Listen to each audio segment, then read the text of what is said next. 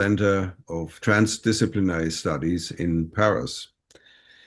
Now, let me just say a few words about our theme. The opportunities associated with AI are highly significant and broadly predictable. Investors, as we know, have inundated the sector with an inflow of capital unprecedented in economic history, with the top few tech firms now scheduled to spend about $1 trillion in the next year alone on AI infrastructure. All this enthusiasm is based on the prediction that AI will revolutionize research, development, and innovation, production speed and efficiency, marketing and distribution, and generally boost corporate profitability and shareholder returns. The investment is so great because so are the hopes for extracting huge profits from the real economy, as well as for a position of supreme power for the few individuals who control the tech sector. We're extending their reach far and wide, even into domains previously associated with nation states, such as the military or public administration. You may have heard some of the news about Palantir and DOGE, Department of Government Efficiency, that was briefly tasked with overseeing American public administrations. Anyway, as always, there is hope for some trickle down of the benefits to the rest of society, given that innovations in medicine, for example, do stand to benefit many people. But talking about risk, apart from investment risk, most of the risks are on the side of the general public. Efforts to protect the public are much less enthusiastic. There's only a very modest inflow of resources to meet the risk management challenges that AI poses. While legal guardrails and policies for the safe development and use of AI are being developed by the UN, the EU, and many nation states, other governments actively seek to minimize regulation and maximize innovation in the sector so as to win the race for artificial superintelligence and to gain, with the aim of gaining economic and military hegemony. The sector itself is lobbying fiercely against regulation, notwithstanding a few critical voices, such as the founders of MIRI, for example. Now, why are we interested in this? Extra was created as an initiative of the World Academy to provide a one-step source or info hub on existential risk, so as to break down silos between disciplines, and it is organizing events such as this to promote a lively exchange of ideas and a sense of community among research and civil society leaders concerned with these risks. And among the main categories of X risks identified in our directory, there is none more significant than AI. We concur with a recent UNDP report proclaiming that we are indeed at the dawn of the age of AI and that vitally important choices need to be made while we still can. This concern was reflected in our October 25 extra newsletter, which was a special issue reviewing key reports, papers and books and news headlines on AI. Now, in July 2026, we are revisiting the theme because it is such a fast-moving area of concern. In this symposium, we consider what advice we may give regarding the choices that can be made today to steer the future towards safer and more benign applications of AI.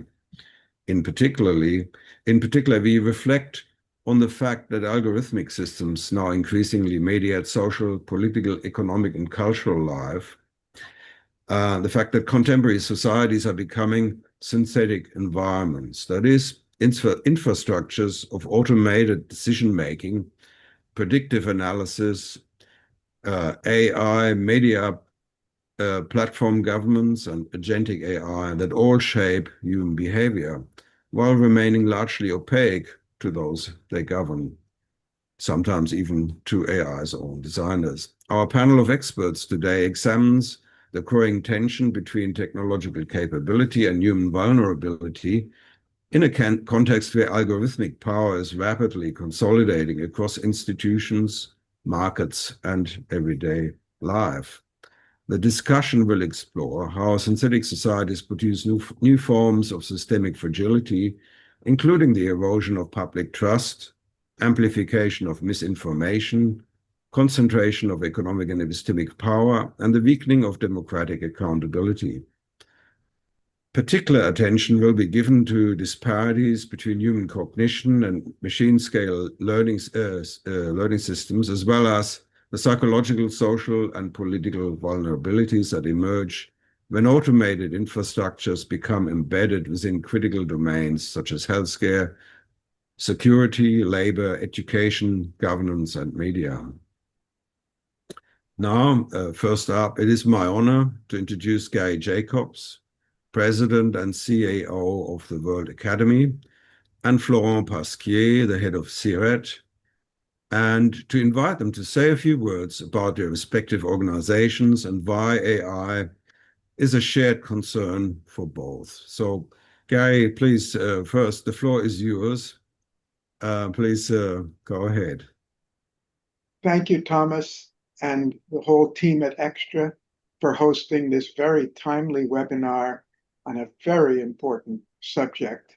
And I hope in my brief comments to not only to show why WASP thinks this really ranks very high in terms of the topics that we should be focusing on in the Academy and the world.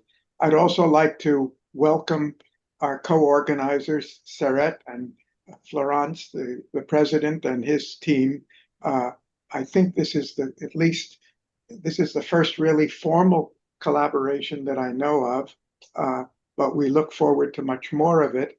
And in getting more familiar with Seret, I was very happy to see something we have very much in common, and that is the great emphasis on transdisciplinary perspectives, which we believe are essential for comprehending and effectively addressing the complex realities of the real world. And it's hard to imagine anything more complex and more transdisciplinary than this. Is not just a discussion about technology. This is a discussion, a topic about all of humanity and how that technology affects it. Just to stress why WASP feels this is so important, last fall, we had 3 different research teams submitting proposals rather, on this very issue that's going to be under discussion today, on the polarizing effect of AI that can have on society, on thinking, on culture, and so forth. And I'm looking forward very much to hearing what our speakers have to say. In this February, we participated in the AI Impact Summit in New Delhi. It was an international conference, one of a series, in which this was in fact the very same topic that we were presenting in the limited time available. And it was encouraging to hear back feedback, not only from participants, but of the organizers of the Impact Summit, that they rated this event as one of the most significant in the whole AI program, which was very extensive. So I think you've come to a really critical issue, which merits much greater attention. Today's event is very timely for us. There was a similar topic touching on similar last month on colonizing the mind, but this is much too deep and broad a topic to be exhausted by any limited discussion. Not only that, but for those of you who are not familiar with the Academy, we look at transnational, global, transdisciplinary issues, and one that's before us now is trying to understand the magnitude of the turbulence that's spreading around the world and impacting virtually every sector of life, political, social, cultural, economic for sure, and technological. And in doing so, we feel the issue that you have on the table today for our discussion is not just a manifestation or not just one of the isolated parts of it, but it could well be one of the deeper underlying causes, or not the only one for sure, but of the wider turbulence, which we don't directly associate with the technology, but we associate the changing attitudes in society, the polarizations of attitude in society, and viewpoints and perspectives. Uh, the so for that reason, I take particularly great interest in this, and we have another conference on the same theme of global turbulence coming up in September. And so we look to learn from this webinar things that we can take and explore in September, where we're looking not only at the diagnosis of the problem, but possible solutions.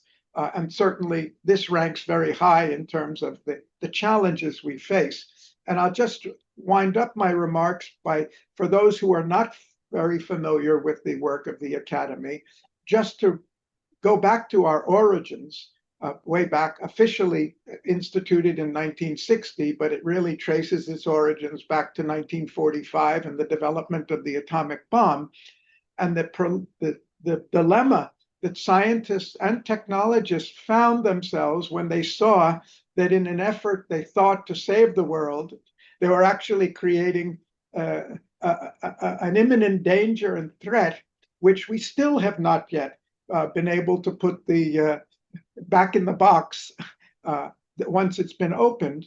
And so naturally, this is something of greatest concern to us. The dawn of the AI age is of unimaginable potential opportunity. It's not that we see things in only a negative way, but it also equally poses some of the greatest challenges we have to face.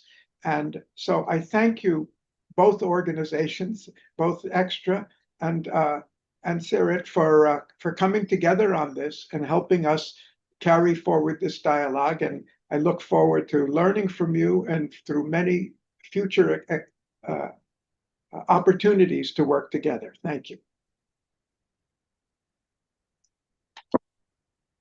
Thank you very much, Gary. I think it's my turn to say a few words. So thank you also, Thomas, for your warm welcome. And first of all, I would like also to thank you, the organizers of this afternoon together. It all depends where you are connecting from. And I'm also very happy of this encounter between our organizations, because what we have in common, among many things, it's something very rare, I think so, which is to point out as much attention to sciences and to arts, because those both fields, arts and sciences, are talking about us, about real and reality. And very probably we can't approach issues from modernity with just one way, which could be science or which could be arts, but both have to be combined in order to go deeper, closer, in order to find the best solutions we can offer with the issues of our new century. So also I would like to present and respect and thankful all the speakers whom will be with us along this meeting. And if you allow me, Christina, maybe you could share my presentation in order to give it something more visual. And of course, I thank also a lot Christina for all the relations she was able to make between our organizations. And like you, Thomas and Gary, I hope today is just the first step for future exchanges. So I will present shortly what is CERET in order to know a little bit better to organize the future, some common actions in the future. Next slide, please, Chris. And after this presentation, I can't give a word now to Edgar Morin, who unfortunately left us very soon, because he was co-founder about 40 years ago with Basarab Nicolescu. Basarab was a theoretic physician in CNRS in France, and all of us, we know, of course, Edgar Morin, and we are trying to continue to pursue the expansion, enhancement of their visions. And after I will present the 3 axioms of TD, I will say TD for transdisciplinary, as there have been summarized in a scheme called Transreality, made by Basarab Nicolescu. And to finish this short presentation, I will introduce the different thematics of the speakers. So thanks again for all of you to be here, and especially Christina Poppe-Take. Next slide, please, Christina. So what is CIRET nowadays? It's a huge association worldwide. Oh, it's what I'm very sorry. I use a smartphone and it's writing very small for my old eyes. So I can't on your own eyes to complete what I could forget to say. So we had the 2 Nobel Prizes at the foundation, and the third one joined us a little bit later. And it's a place for exchanges and research about TD. This is what we have in common. We try to find what is between other and further disciplines, because we can't understand a complex world with usual small points of view due to this globality. So we developed a method, Basarab developed a method to understand how could TD help us in our complex world. And we are conducting many activities. We are publishing books, as both in France with L'Harmattan and with our partner at Juris in Romania. We have journals called Transdisciplinary Encounters, and the last issue, which is available free online, was dealing the topic of AA. It was conducted by Mirella Tamura, present with us today. And next issue, probably in September, please come back again, come before. We'll deal with spirituality, because we think that spirituality is a form of consciousness that we have maybe to give it a new approach, separate from religion, in order to be more compatible with the faith of everyone. So here are the 3 axioms of transdisciplinarity. The first one is epistemological, we call it complexity. Second one is the logical axiom, which deals with logic and especially the included third. And the last one is ontological, which deals with the levels of reality. And next slide, we present the combination of the 3 of them. And I would like to thank Edouard Lozzeanu to help me to actualize this schema. So we start with the notion of level of reality. We will separate our understanding, as Descartes proposed us, to distinguish the world of the objects, the natural world, and later the world of the subjects. But let's start with the physical world, from quantum physics to cosmic. At each level of reality, for example, in environment, objects are different, A and non-A. But if we understand that it's not an opposition, but something which is complementary in overviews at another level of reality, the economic level, they are combined to organize the real. But also, we can continue, please, Chris, to advance in this scheme. At the economic level, also, we might distinguish many kinds of forms for producing. For example, communism or socialism and liberalism. They could seem appear like opposed, but in fact, at another level of reality, we join it grace to the third in command. We are all living in the planetary, which is itself involved in the cosmic level. For individual subjects, it's the same. No one of us are identical. Gary is not Thomas, which is not me, and so on. But we share a common social and historical time this day. And this day also, we are all online, but in other parts of the world, other people are conducting meetings like us, and we could see different, but in fact, with the included third, we are all actors of this contemporary historical time. And at another level of reality, we share a common over reality, which will appear very soon, hopefully, which is the political level. And even at political level, okay, I see we are still in contact, but the scheme seems to be freeze now. Hopefully it will become active again as soon as possible. So I continue my explanation. At the next level, which is political and which is appearing now, all our politics and actions and visions, like the issues we are talking today, this afternoon, morning, late, took place also in the same planet. And all our brains try to think about those issues and how we could. Okay, we can keep this list like that. And you see what happens between the subject actions and the world of the objects is what Basarab called the hidden third, which is a X here in yellow.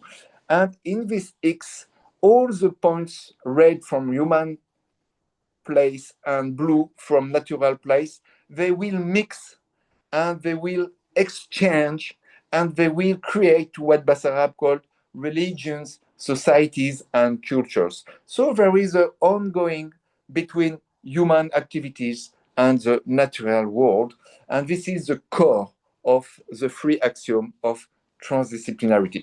This is maybe a little bit complicated, but if you want to go further in it, we produce, as I said, also videos, symposiums, who am all free online. Let's go to last slide, please, and it will be my conclusion. So our proposal for today is to see how the TD approach is linked with human vulnerability and systemic fragility. In this context of the rising algorithmic power, we have a lot of things to offer. I will just point out 3 entries which came once again from Basarab Nicolescu work. He called that, it was, I think it was 8 years ago, he called them pan-terrorism, because it is the terrorism without border. It is also transhumanism, which is the dark side of the force. We have to think about it and to put it into the light. And last one is the Anthropocene area, which shows our fragility, like the global warming. And that's why I don't have a tie for today. I'm sorry for this. So there's different entries, must be a possibility for all the speakers who will succeed now, how we could go in a new consciousness of human conditions on Earth. Because it's not the nature who needs man. Nature will survive very easily without humanity, but humans, can't live without nature. So we have to think about this issue. How could humanity survive from human? This is an opening, and I'm very happy now to finish my talk and to thanks again all the presents here and to welcome the next presentators. Thanks a lot. Okay, thank you, Florent. That certainly gives us a good indication of what CERAT is trying to do. That's a very interesting model for understanding the world. Okay. Now, I'm now going to introduce our panelists one by one as they present. And if anyone would like to ask a question, please write it in the chat. I will begin with Dr. Mirella Tamur-Vardin, who is from Quebec in Canada. She's an associate professor at the Université de l'Ontario Française in Toronto. Her research is on transdisciplinary analysis of the impact of AI on human intelligence. She holds an interdisciplinary PhD in arts and humanities and has contributed significantly to the development of transdisciplinary thought, particularly with her work on concepts of the transdisciplinary subject or the boundary person. She's involved in research and educational initiatives promoting international dialogue across disciplines and cultures. Okay, over to you, Mirella, if you'd just like to. Thank you. Thank you very much. Okay. Thank you, Thomas. Go ahead. I will try to share my screen. I hope that... Do you see my screen? Yes? It's coming Everything up. is okay? Yeah? Yes. Okay. So, I would like to thank the organizers of the gathering for inviting me to participate in this discussion. Please forgive any imperfection in my English, as my primary working language is French, as you know. So, for several years now, one idea has continued to shape my exploration of the relationship between human beings and artificial intelligence. That exploration has led me to adopt an epistemological and transdisciplinary perspective, drawing on both Anglophone and Francophone traditions of scholarship. From this perspective, I seek to shed light on what I believe is one of the major blind spots in today's discourse: human agency. Today, we are considering solely the AI agency, and I would like to explore the human agency. The emerging question is no longer simply how humans use artificial intelligence, but how the progressive delegation of knowing, judgment, and decision to algorithmic systems quietly transforms the very possibility of autonomous human action. Today, I'd like to focus on an issue that concerns every discipline, every field of inquiry, and every initiative unfolding in an era of accelerating algorithmic expansion and the increasing algorithmic mediation of our society. And that issue is the unknowing. Closely related and often conflated with unlearning, unknowing deserves to be understood as a distinct process. It becomes particularly significant in a world that increasingly values, measures, optimizes, and legitimizes only what is already known, finite, and computationally tractable. Agency refers to the human capacity, Agency refers to the human capacity to act intentionally, exercise judgment, make decisions, and shape one's own life rather than being determined by external forces. Drawing on Bandura's theories of agency, my analytical perspective argues that preserving human agency in the age of AI requires maintaining autonomy, critical reflection, and moral responsibility instead of uncritically delegating judgment to algorithms. As AI systems increasingly predict, recommend, and optimize human choices, a growing risk emerges: the gradual erosion of human judgment and decision-making capacity, cognitive offloading.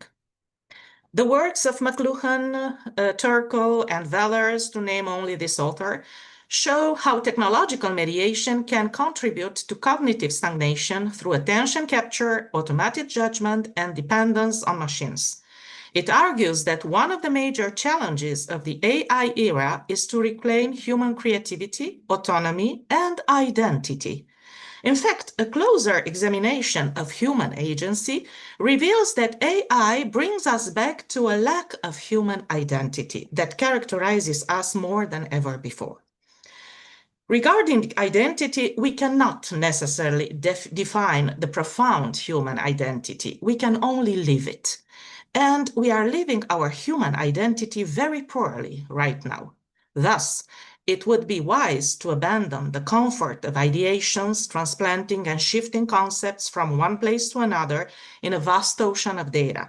It would be wise to break free from this veritable hypnotic state induced by AI and continue to create in a human way, maybe not an old way, a nostalgic one, a renewed way, but human one, alongside the machines that are already building their own world, as we know.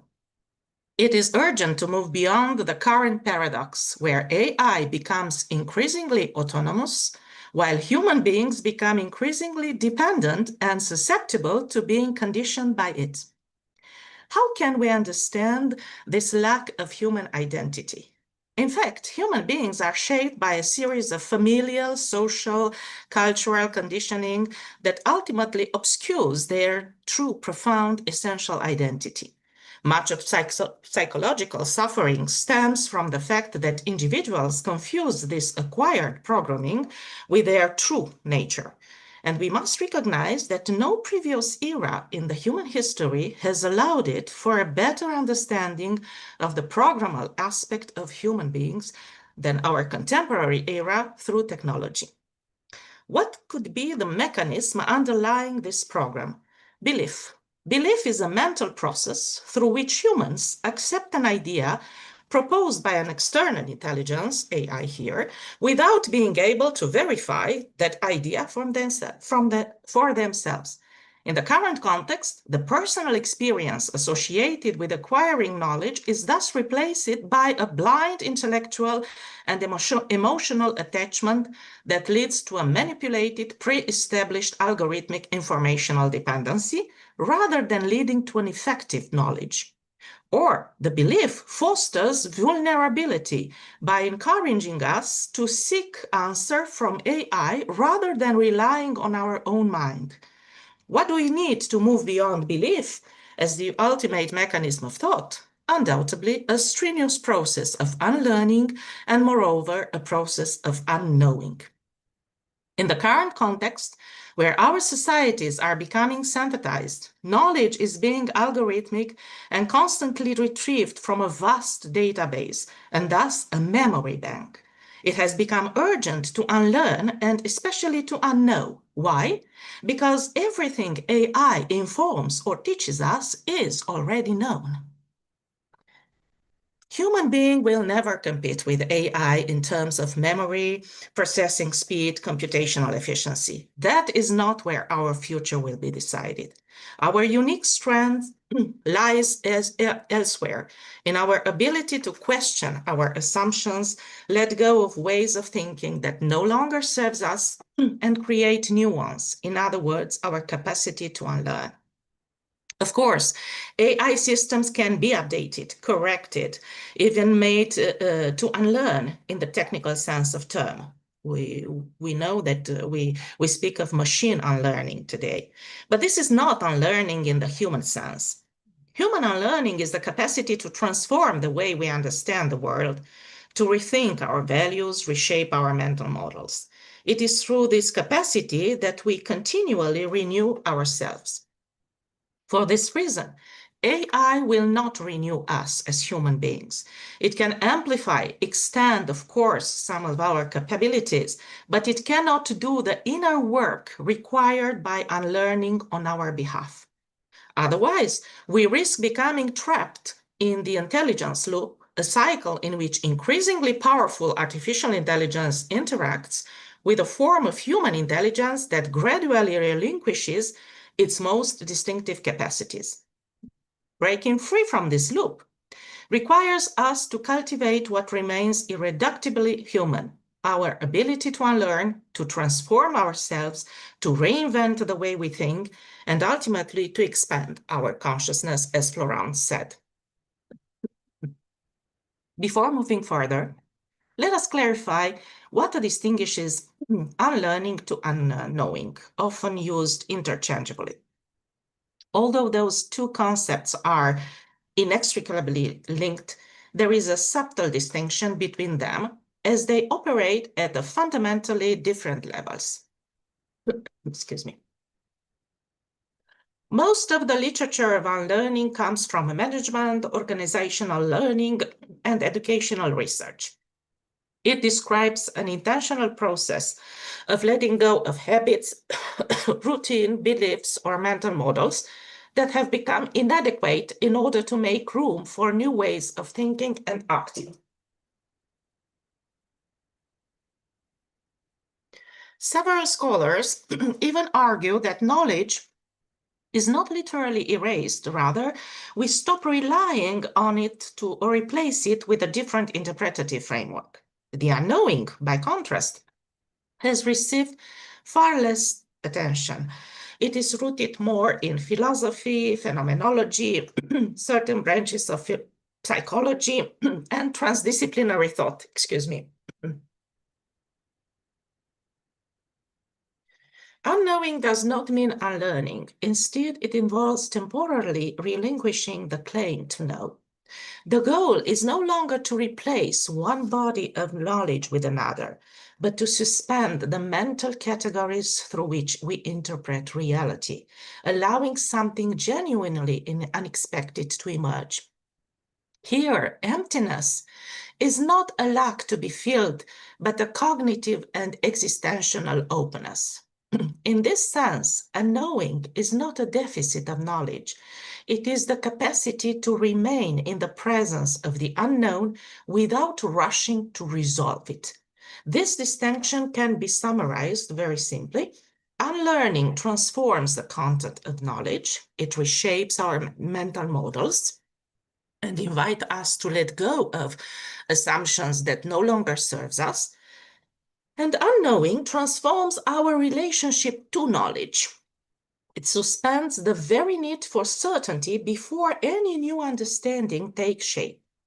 In other words, unlearning replaces the map, whereas unknowing accepts for a while that we may have to walk without a map.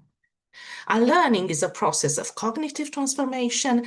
Unknowing is an epistemic stance. This distinction reveals an often overlooked paradox, because a person may engage extensively in unlearning while remaining incapable of unknowing. They may continuously replace old beliefs with new ones without ever questioning their underlying need to possess a definitive explanation. Conversely, someone practicing unknowing can encounter new phenomena without feeling compelled to fit them immediately into an existing conceptual framework. One of the greatest challenges of the AI era is not learning more, but cultivating our capacity for unknowing. As we become increasingly dependent on AI-generated knowledge, our ability to suspend certainty, question our assumptions, and remain open to what cannot yet be known becomes more essential than ever.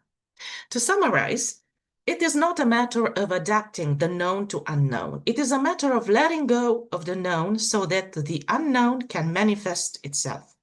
And this is a confirmed transdisciplinary attitude highlighted by Basarab Nicolescu, one of the founders of the transdisciplinary thought, as Florent said, who demonstrates the importance of being able to deal at any moment with the unknown, the unexpected, and the uncertainty.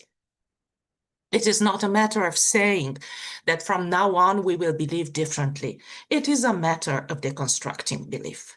It is not a matter of hoping that from now on we will think differently. It is a matter of deserting actual way of thought, the mirror of reality to which we are entitled and which imprisons us, as Nicolescu, quantum physician and philosopher, has so clearly demonstrated. It is not a matter of making something new out of the old. It is above all a matter of confronting the deepest structures of our psyche, exploring them and freeing them from every form of domination and conditioning. Why is unknowing so difficult in the AI era? I would like to examine here three mechanisms that emerge at the intersection of epistemology, cognitive science, and artificial intelligence and systems theory. They are rarely articulated together in this way. First, AI externalizes uncertainty before we can experience it. Human understanding has traditionally emerged through moments of hesitation, confusion, and intellectual struggle. Today, generative AI increasingly fills these gaps before we even recognize them. As a result, we risk losing our tolerance for productive uncertainty, the very cognitive space in which unknowing begins. Second, AI turns knowledge into an always available commodity, while unknowing requires knowledge to remain unfinished.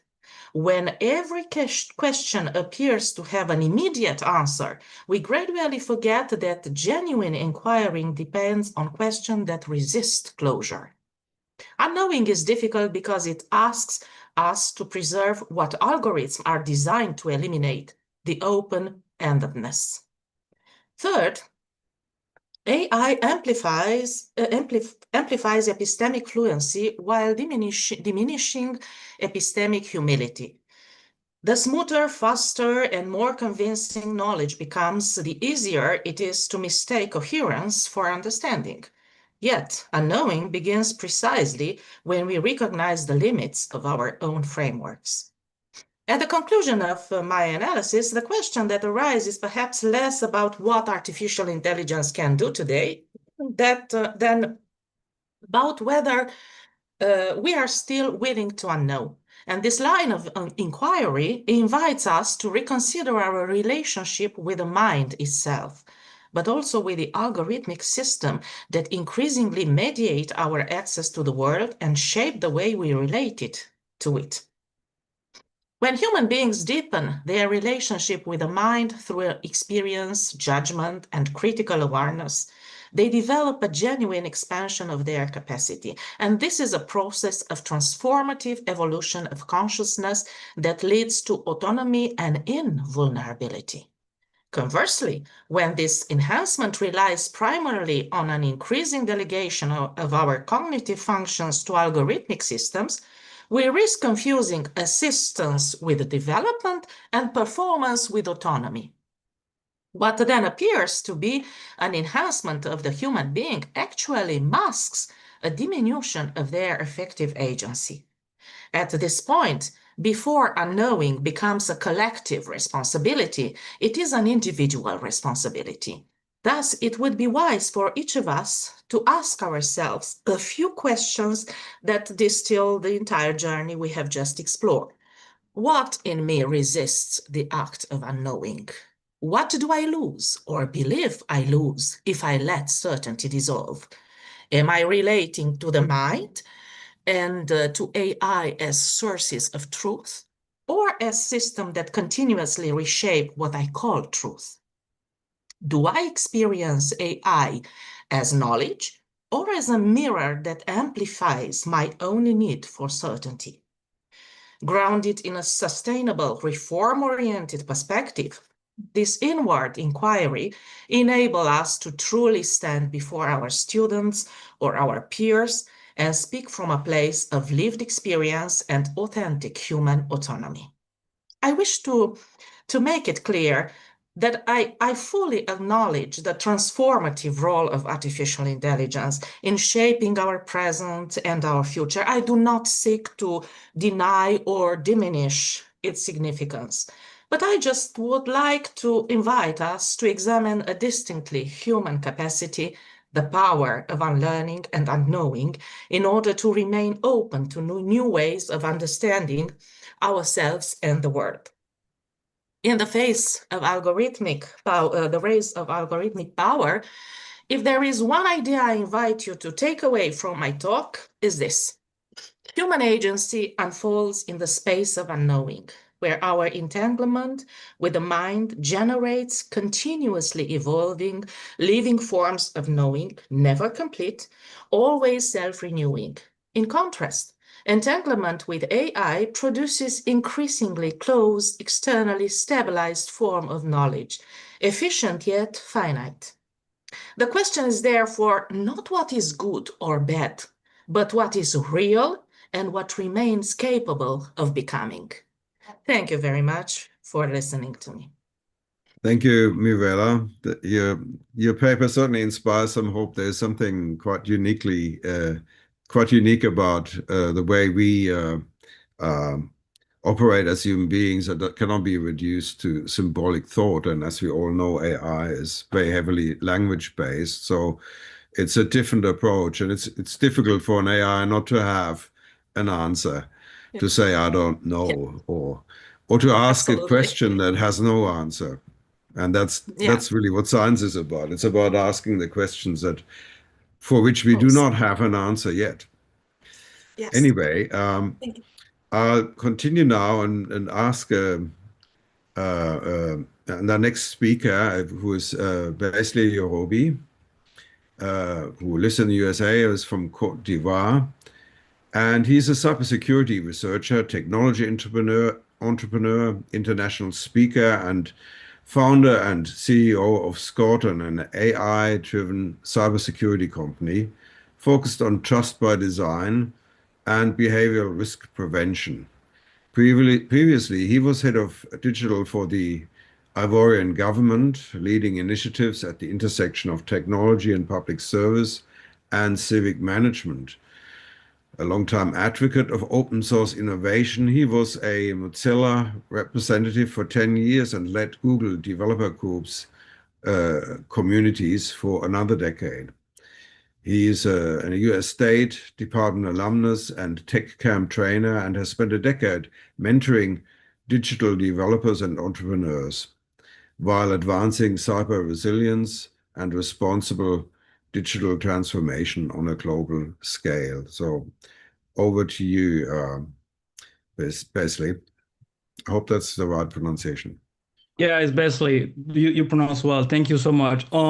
So it's a pleasure and honor to be there with all of you. And thank you so much, dear professor and researcher. And I'm very happy to be there. And it's an honor, privilege, and I say hi and hello and welcoming everybody that follow this webinar. So I will share my screen, and then I will share my thought about. I will try to have this, because I'm lucky to have this way of speaking the same time like a scientist, but also like a civilians.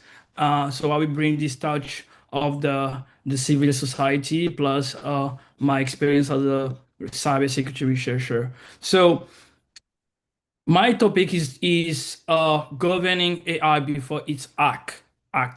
Because the main important things, and I will start with that, is I will, of course, we already introduced myself. So if you want to having more detail about me, you can just write it down about me, Besley.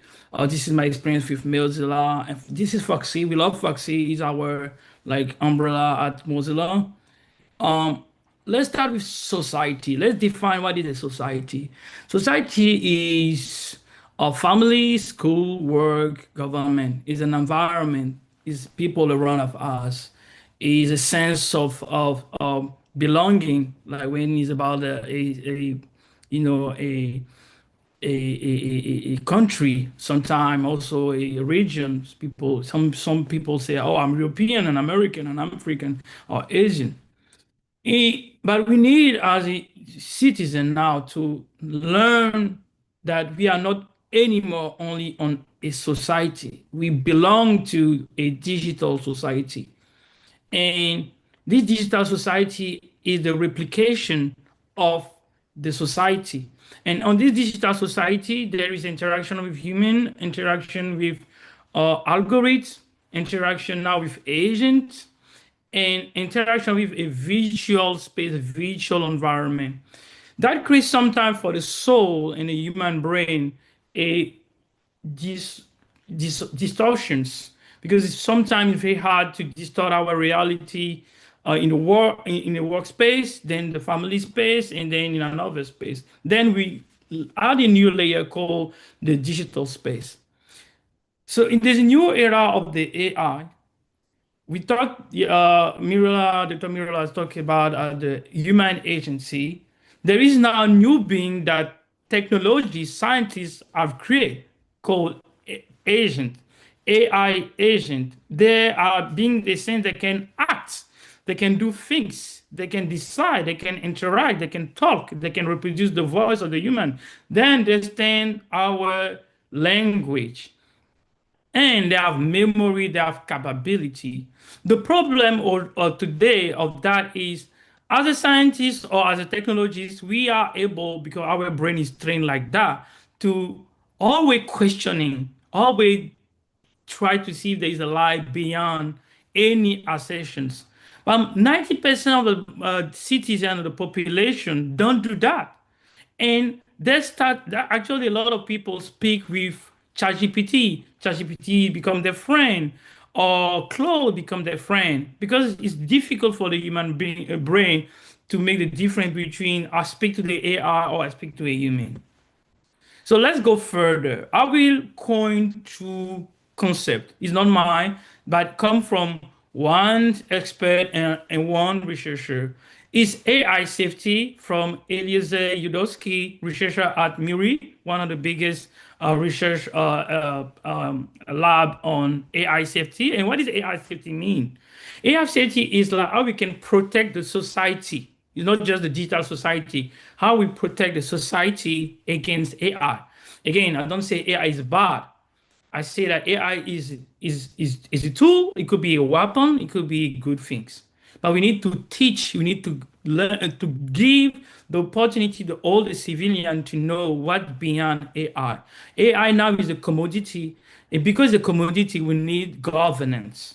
So the second concept is agentic cybersecurity. That means what? That means human can fix cybersecurity. Generally speaking, most of the cybersecurity experts don't have the capability to handle all the attack before the AI era. Now with the AI era, there is multiple attack because a kid from 12 years old can create a virus. Anybody can create a virus right now. That means they will have in the near future an overflow of cyber threat and cyber attack. Human can do that. So all the cybersecurity experts, and also there is not many people that are cybersecurity experts, because 90% of the population don't worry about cybersecurity. They don't want to learn cybersecurity. A lot of technology developers don't want to do cybersecurity. So there is a lack of talent. So agentic cybersecurity is a fact that how we can train model, how we can train agent to help all the experts to do agentic cybersecurity. So there is no shift without doctrine. All those transformations we see in the society is because sometimes there is technologists, sometimes there is scientists that coin concept, that write doctrine to indoctrinate the population, because it's easy peasy, sorry for this expression, to sell a vision when you write these visions in a book. So a lot of the problem we have as a scientist, we do a lot of research, but sometimes all those research are not right in a good storytelling way to do a propaganda for the civilians in a good way, not in a bad way, but to teach to people this is the reality. And all those people, sometimes scientists, but know how to do storytelling, or technologies, coin concept. For example, Palantir, the founder of Palantir, Alexander Karp, writes a doctrine called the Technological Republic. His postulate is saying that meritocracy is most important, and every state needs to be programmable. We need to transform all states as the machine, and all those states must have AI to have defensibility. And that's why the government of the US uses technology, because AI is not just a tool, it's a weapon to protect the United States, but also a tool that they sell for all the other states, right? For 10 years, Palantir been used by the DGAC, like the defense structure of France. Now, recently, they just decided they move forward to a French tool, but it's too late, because Palantir have all the content of the security of France. Coinbase, the network state, the postulate of the Balaji Srivasan is any state must to be on the blockchain, and every citizen must create their own token. They can create their own money. And they work on that. Actually, create a school called Network School in Singapore. It invites scientists and technology to teach this thing to young people. And we need to change that. So there is a scientist I love because she's literally the mother of AI called Dr. Fifi Lee from Stanford a Human AI Lab, one of the few transdisciplinary lab that makes human view and the society view and the technology view. She said that she wrote a book called The World I See. Because AI now understands our language, the next move is AI will see what we see as a human. Maybe feel what we feel as a human. Because the only thing we say is that we say that AI that I don't have like sentience, but it's coming. Because if AI can see, AI can smell, they call that physical AI. She created a startup called World Lab. When she coined the concept of the World I See on the book, she created a startup because it's much easier to like sell things with a doctrine. So that's why transdisciplinarity is very important, because transdisciplinarity is all about mix a lot of people on different viewpoints to work together. It's not just like we have scientists and technology on the table. No, we work together as a team. The technology maybe can focus their energy on create the storytelling, create a doctrine, and the scientists on the meaning of this doctrine, on the dogma, on the value, on the deepest things, on the questioning, on the ethics, right? And maybe the civilians on how to apply that as like as a citizen, what is my rule, what is my need, etc., etc. So shift from software to autonomous agent. We use it for many years, tools, algorithm. So AI is not something new. When we start to do Google Translate, we start to speak with AI. We spoke with AI, but what AI don't interact with us because AI just learned how we spoke. All the Google search we've done was AI. Then this AI mature. And now this AI, the next move of this AI is coming in our brain. Like the human, this is the concept of transdisciplinarity. Trans mean in Latin, go beyond. Transdisciplinarity, transgender, transhuman, like how to go beyond, how to be a kind of God, right? Not God itself a religion, but God in the sense that anything is possible. If I die, I can just plug my brain and my memory into the cloud, and then I go back to another body. Maybe it seems like sci-fi, but actually a lot of startups use AI. A model like AlphaFlow being created by Google DeepMind, actually not only a AI campaign, but also a science company, because they won the Nobel Prize. And they do biohacking, because when you have AI, you can hack the human body. So this is something real. We need to teach to our civilians. We need to democratize. And thanks for this event. We need to do many events like this to teach to all the human species to protect themselves against all the deviance of AI. Again, AI is not bad, but the brain, the human brain, is deviant. Sometimes we want to do a lot of bad things with tools. And we know the story of the world, the World War I, the World II show us. And all the story of the human was always war with technology. So, okay, how to the human can oversight and no longer scale, because we again, like Dr. Mirala said, we overload now. Me, I'm able to know more than 100 tools, but I know many people that are not able to do that. They only know 3 tools. When I start to say, do you know that there is this tool, there is this tool, there is this tool, they stop to overload. They can't follow up. So that's why agent could be good, but we need to teach the human how to trust the agent, how to build an agent, how to code an agent, how to understand an agent. Like coding is a new language. Like we learned in the past how to say A, B, C, D. Now you need to know how to do 0 to 1 because this is hexadecimal. We need to teach that to our kid, our future, the near future generation. So country like Ukraine start that. In Ukraine, young people, kids learn how to code. So in the past, again, as I mentioned, cybersecurity was all about like we react when there is an issue. On the agentic cybersecurity era, we use AI, the AI to like respond rapidly, to detect, to predict, and to have more agency, faster, stronger to protect and defend data, but also human. Data is good, but I prefer protect human before data. Because, for example, when our young people use TikTok, we say it's just TikTok. No, it's not just TikTok. It's TikTok, an algorithm, and then an AI that learn everything about their face because they use what? All the face effects to be more beautiful on the screen.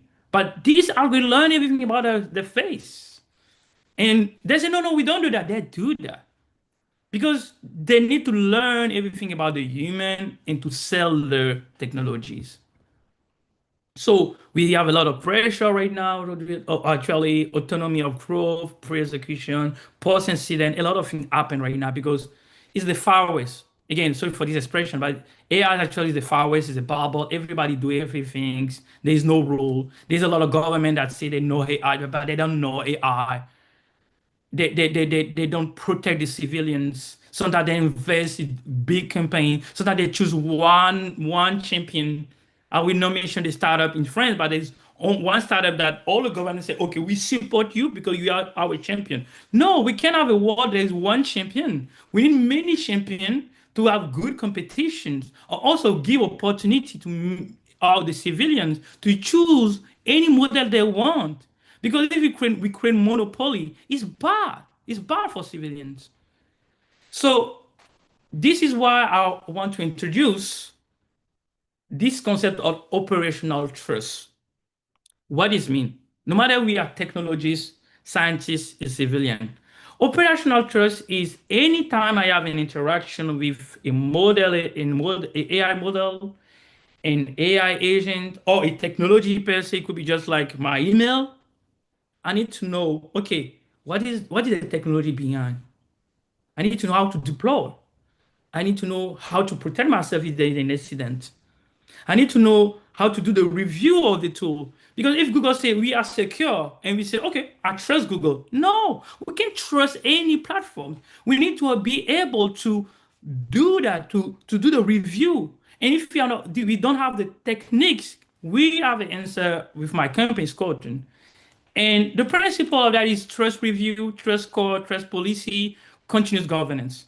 We build a tools that help anybody. It's totally free. It's on open sources, and you don't need to know how to code. You don't need to. You just need how to write in English or French or Spanish, whatever language, and you can literally do that. Do the review on any tool you do, any agent you use, the governance, the policy, or the AI I use. If I use Copilot access to what kind of data, and all this complexity. The good news, we are building right now a graph, because as a scientist, you know that graph is the best way on mathematics or math to represent the complexity of the world. Good news, we have that now, Scotian. And we have a network, and I learned that from Mozilla. We have a network right now of 30 volunteer contributor that every day with a few fund, a few money, a few effort that contribute, because our goal is help all human beings, all researchers, all companies, small, big one, to be able to do the review of all tools, technical tools, AI agent, AI model, and know what is review mean, what is score mean, like a score of, like if Gemini have a score of 50, that means they are average. If they have a score of less than 50, that means it's not good AI. And I don't trust this AI. But right now we don't have this. And that's why it's mess. It's difficult for scientists now to know, okay, if I do my research and I plug my research on ChatGPT, or Gemini, maybe they can take all this IP. It's very hard to trust now everything. So I'm close to my final thought is how we can do this review. One, learn how to process AI, how to do the review, how to do the scoring. And if you don't know how to do that by ourselves, there is tools. Not only Scoton, Mozilla also actually built an entire platform for that called Mozilla AI. You can also check on Mozilla AI. There's a lot of open sources projects that do that too. And we need to learn and we need to teach that for free to anybody on entire planet Earth. And we need to know how to measure all this AI. Don't only listen to the evaluation to say, oh, well, we say that Claude is very good on prediction or mathematics, on statistics. No, if they say that, we must be able also to test by ourselves, our computer, if this technology is real and what is the data leak behind. We need to do some investigations. And this is the beginning of science, questioning. Science is always questioning, not trusting, questioning. If somebody says something, no, I want to know what is the truth, critical thinking, right? So the vision of the AI safety is how to measure today, tomorrow, any technology, any AI, agent, model, and use this AI to make science scalable, to make science like more public, to frame. This is a good thing with AI. For example, if a scientist don't know how to do storytelling, that is okay because if you prompt well in AI agent, you train this AI agent properly, it can create a novel. And this novel can be a tool to promote a doctrine. And we saw earlier that all this technology and some scientists use this storytelling stuff. Storytelling is so powerful. Storytelling creates movement. Storytelling creates change. Storytelling access to our imaginations. And as a human species in any society, from old society, modern society, we love thinking, we love dreaming. And religion is about what? It's about like thinking about something higher, bigger. This is imagination. We don't know if it's true or false, but if we think about that and we go beyond and we transcend. We are like that. We've been made, that's why we are human though. In Greek, human is like I'm beyond and I have a domain. My domain is the heart, in my village, right? Takeaway. We must, as a society, if I have something, sorry for my emotion and the passion I put in these things, but it's something I work on it for more than 50 years, 15 years, try to do the propaganda of this and thank for the thread to also contribute on my effort. Thank to Florent Pasquet and also Christina Mira, also I know she's a part of CIRET. Thank you to a lot of people like me, because most of the time, people like us, people don't want to listen because we sometimes weird, right? But we need to be able to have people from all over the world, from any background, to speak out. Autonomy of governance, post-incident, faster, easier, and operational trust. And the final things that I learned from Mozilla is unlearning isolation to tech that connect. And tech not in the sense that technology, no, tech in the sense that of way of doing things. Technology is not just like writing down on a computer. Technology is about, or tech is about technique. There is social technique, there is cognitive technique, there is psychology technique, there is historical technique, there is many techniques. So how we bring people on the table, policy in Mozilla, what we love to do when we create a room for transdisciplinarity and creating something together as society, digital society, always scientists, always policymaker, always civil society, always developer, always designer, always linguists. And we are all together and we do boot camp, bar camp. And because of boot camp, bar camp, we just speaking out what we think, what we trust, different opinion. And there is a facilitator. That's why I love CIRET, because for me, I don't know if I share this with all my colleagues, but being a part of CRED is learning how to be facilitators, to facilitate, to help people to, because it's very hard to know this concept of disciplinarity, but facilitate, put people on the table, everybody says their opinion, but no matter what you say, if somebody say is beyond and superior to another, but we try to create like what we say in French, like le chair inclus. I don't know how to say in English, but chair inclus, right? Say so. This is common ground where everything synchronized to one goal: how to make trust, operational trust, a commodity, how to make knowledge a commodity, how to make of internet freedom a commodity, how to make our citizen aware that they are not anymore just citizens, they are a part of a digital society or a digital government or a digital university, and on and on and on. So I will stop there because I know myself. I can speak for many years or many hours, but we pause there. And thank you so much for the opportunity.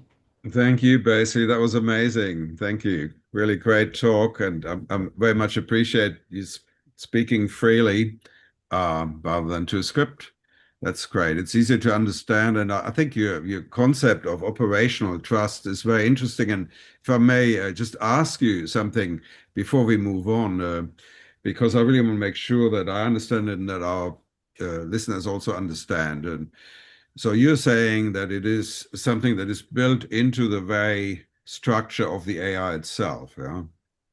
And it's something that is transparently communicated to your clients, yeah, to the users of that AI. So you say exactly how you constrain it, so to speak, or manage it and set guidelines that are built in, not after the fact, after things go wrong, but preemptively, trying to set limits.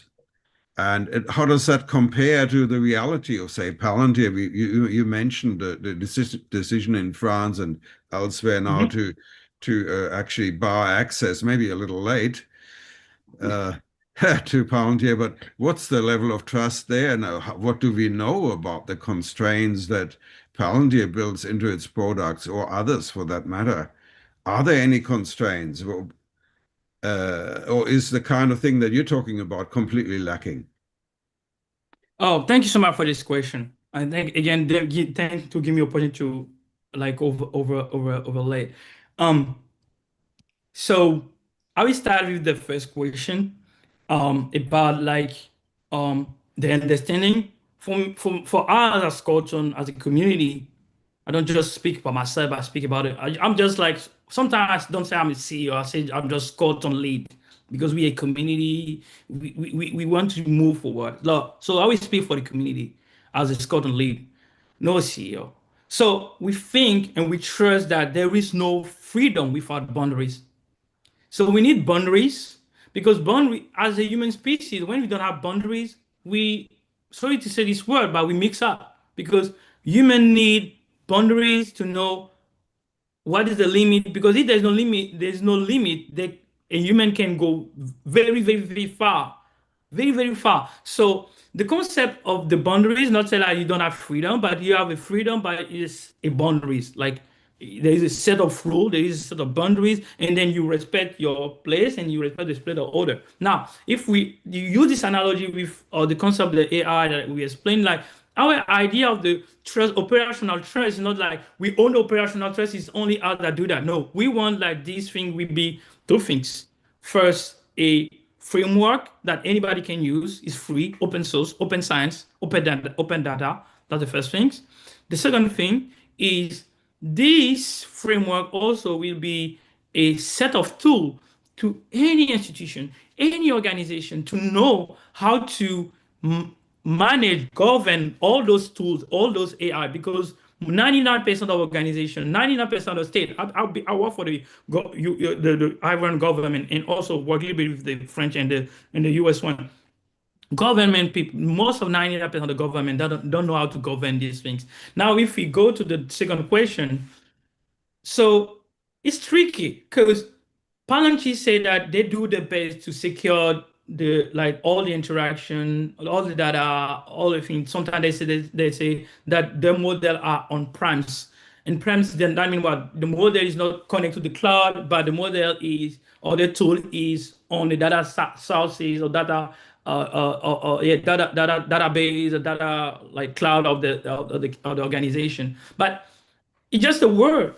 They just say, for me, it's not something that will convince me there is no misuse, right? For me, for us, the only way to be sure that an organization like Palantir, Scale AI, Mistral, whatever the name, do the things properly is three things. Number one, a government, if you just focus on a government must say, okay, I have my small AI model or small LLM, we call that SLM, mine, are trained by with my own data, UI technology platforms. So I will create a bridge where you can connect your platform with my own models, and then I will create clustering. I will cluster. That is not you, the company, that will create a clustering. So I will create my rule. I will create a clustering. You plug yourself to my cluster, and then every output is verified by my own systems. And then sometimes, if I don't want to give you my entire data, I will generate what we call in our domain generic data, and then you will train your model on my generic data, and only for operation, lifetime operation, for example, what is happening in Ukraine. Of course, you need real data, but if it's not real-time operation, you don't have access to my data. So I don't know if I was clear, but I try my best to explain something very deep in short time. So it seems to me there is a lack of transparency about exactly what the constraints are, and a lot of the clients seem to be a little reckless in taking on these AI models without having that information. Like you wouldn't, if you wouldn't hire an employee if you didn't have some idea about their, character and some sense that they were trustworthy, but you let this super intelligent machine comb through your data without any guarantees. That's really reckless to do that. So I guess you're encouraging everyone to ask a lot of questions about what is built into the AI, and not be daunted by the claim that it's sort of proprietary knowledge, but to insist that certain things that pose a risk for the client should know, has a right to know.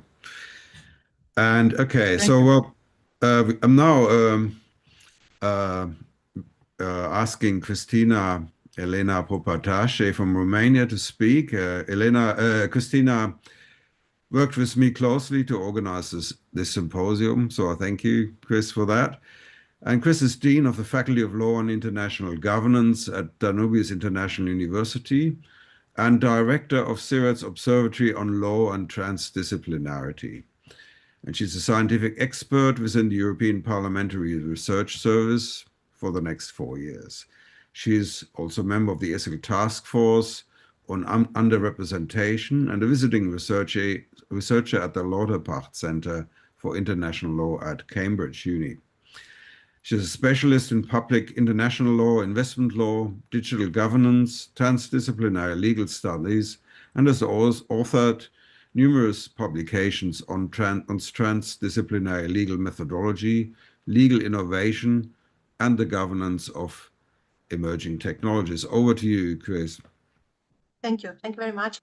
First of all, I would like to express my sincere gratitude to Dr. Gary Jacobs, President and CEO of the World Academy of Arts and Science, and to Professor Thomas Reuter, Trustee of the World Academy of Arts and Science, who leads the Academy's initiative on existential risk, human security, and sustainable futures. Today, I will talk about artificial intelligence between the power of definitions, existential risk, and international governance. What I would like to say is that the evolution of synthetic societies compels us to view as artificial intelligence from 3 additional levels that are inextricably linked. The first is the power of definitions, because whoever defined the concept largely determined the rules by which these new technological reality operate. The second, concern existential risk, which go beyond the technical dimension and call into questions the resilience of people, institutions, and why not societies, especially societies. The third is international governance, which must develop mechanisms to ensure that algorithmic power remains subject of law rather than coming to replace it. Recently, in my capacity as a specialist consultant, these are the three main areas of the questions I receive. And now let me share my presentation. I will keep like this just to have on my left side the number of slides and where I am.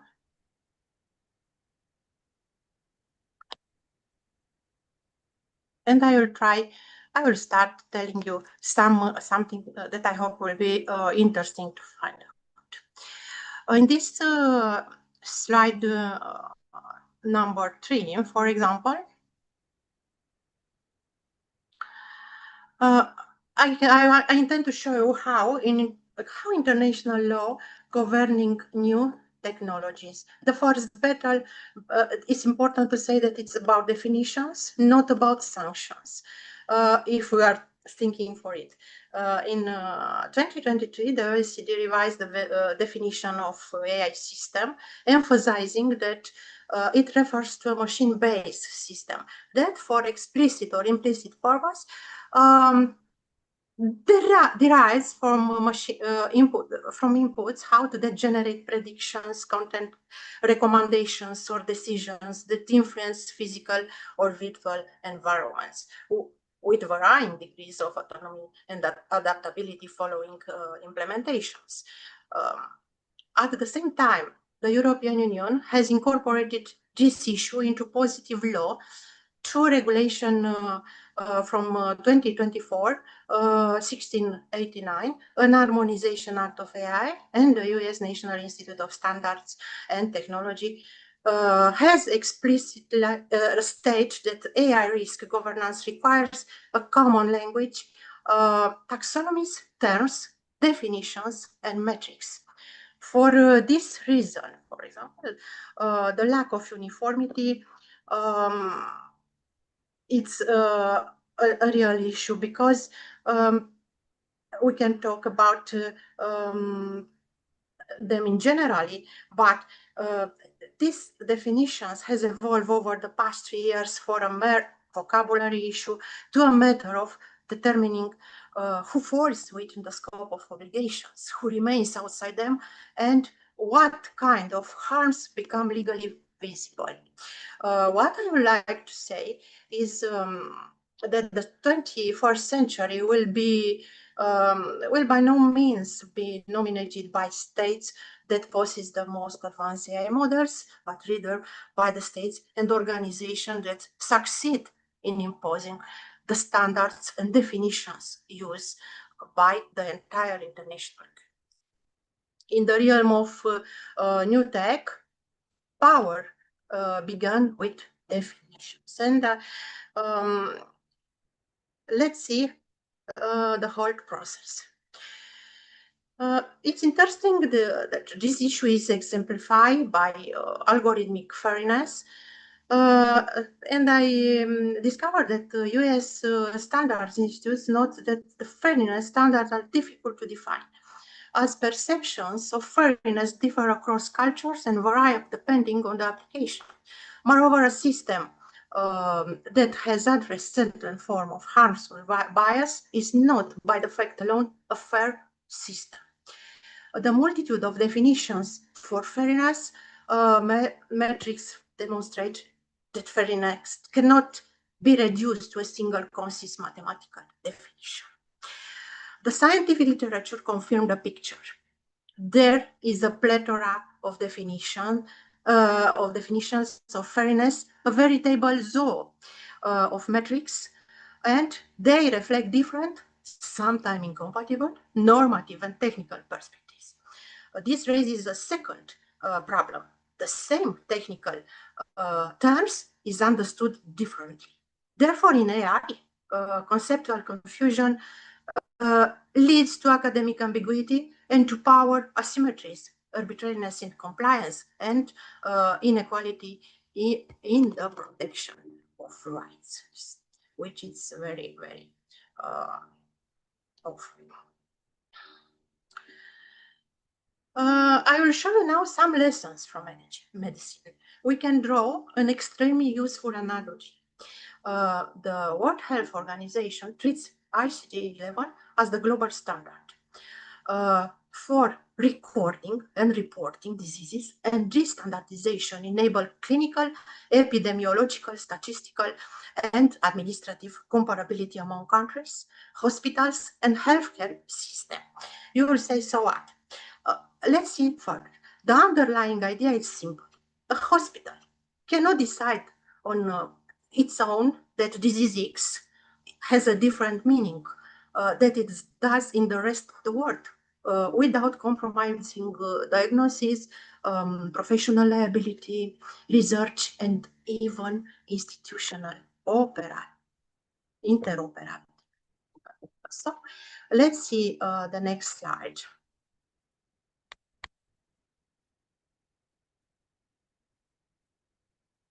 Where I put here, just to be show, a succession of dogs. In AI, we still find ourselves all too often in precisely this phase of conceptual pre-standardization. The regulatory infrastructure is beginning to take shape. The United States Institute for Standards explicitly calls for a common language and taxonomy for risks. I also have the international committee responsible for standardization in the field of AI. So ISO EIC 42001 from 2023 is presented by ISO as the first international standard for artificial intelligence management systems, providing a governance framework for responsible use, traceability, transparency, and risk management. At the United Nations level, General Assembly Resolution 78 from /265 address internationally interoperable practices and standards for identifying, testing, and mitigating risk, including combating algorithmic discrimination and bias throughout the life cycle of AI systems. The final report of United Nations Secretary General's high-level advisory body even recommends a global AI data framework to establish common definitions, principles, and standards for the provenance and use of training data. This means that, like medicine, AI will function credibly only through ad hoc innovation that requires semantic, operational, and evidentiary standardization at a much higher level.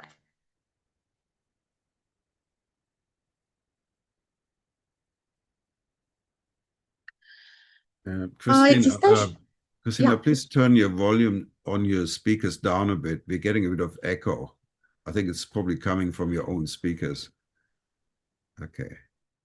I have an echo. Yeah, if you could just turn your speakers down on your own computer, the volume. Now it's better? Yeah, that's better. Okay, thank you. Now you can see how existential risk should not be reduced to scenarios of human extinction. From the perspective of international law, because I am here to talk about the perspective of international law, we can discover a lot of land where they also include threats to peace, security, public health, the environment, democratic governance, and the integrity of knowledge. The Bletchley Declaration from 2023 recognized that advanced artificial intelligence systems may cause serious or catastrophic harm and emphasize the need for international cooperation. Recent international reports identify risks such as algorithmic bias, of course, surveillance, fabricated content, labor disruptions, threats to peace and security, and weak governance. They call for common international standards of transparency, testing, monitoring, and accountability. The World Health Organization, the International Labour Organization, and the United Nations Educational, Scientific, and Cultural Organization all underline that artificial intelligence has implications extending far beyond technology. From an international law perspective, its greatest existential risk it is potential to destabilize across borders and at the same time the system that sustain health, labor, security, environmental protection, and real-world knowledge. This is, of course, just a perspective, but let's go further to see something, some solutions, let's say like this. To meaningfully assess state responsibility, it is not enough to observe that artificial intelligence produce harmful effects. International law must also establish where a relevant act occurs, when it takes place, who exercise control, and how evidence can be reconstructed. This requires a cyber-spatio-temporal perspective linking digital activities to both location and chronology. The spatial dimension, we know the spatial dimension because it concerns interconnected digital infrastructure and the actors operating them, while the temporal dimension concerns the sequence of events, persistence, synchronizations, and traceability. Without reliable timing, attribution and causation become extremely difficult. These elements have direct legal consequences. The due diligence principle requires states not to allow digital infrastructure under their control to be used in ways that harm the rights of other states. Yet, standards for cyber attribution remain insufficiently developed. A coherent legal regulation therefore depends on establishing minimum international standards for localization, chronology. I will not say control, I will say balance control, and the preservation of digital evidence. Such an approach is not yet codified. It's my proposal, in fact. I discovered this proposal about the domain of cyberspace and time in some UNESCO document from, I don't know, 20 years ago. Such an approach can provide a necessary foundation now, today, for future rules on international responsibility. I will go to the final because look at some examples. The concept of the common heritage of mankind has its origin in the vision promoted by Malta through Arvid Bardon. Or Malta has extended this proposal to certain global assets.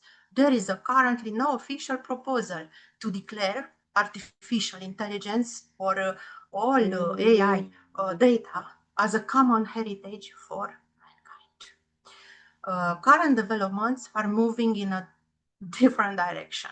United Nations documents promote concepts such data commons, data trust, digital public goods, and the global framework for AI data governance. In this case, the question is whether AI commons can be developed. Open standards, we're thinking for open standards, also for well-governed datasets, shared infrastructure, and models designate for the public interest.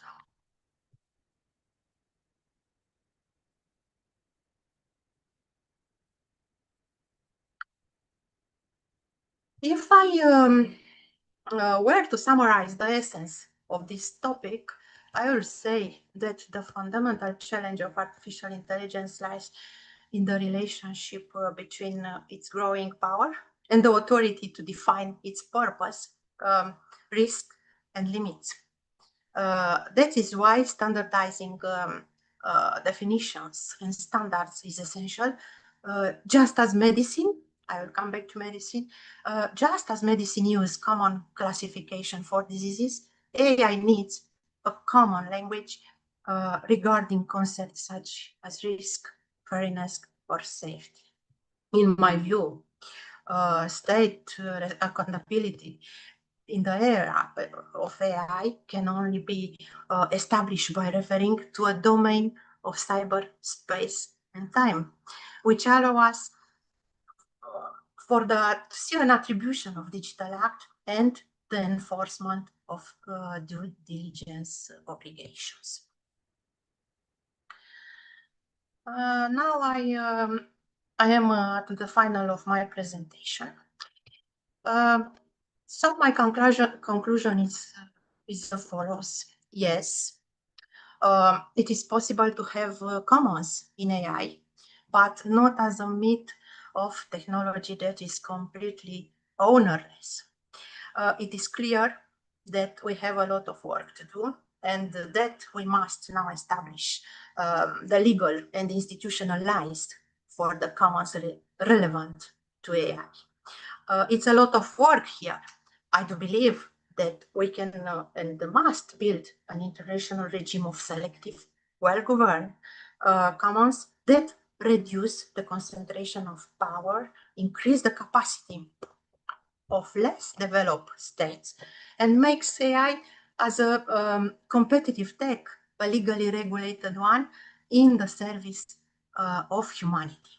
In conclusion, I emphasize the most important role that the founders of transdisciplinarity assigned to international law and refer to Article 8 of the Charter of Transdisciplinarity from 1994, which says the dignity of the human being is of both planetary and cosmic dimensions.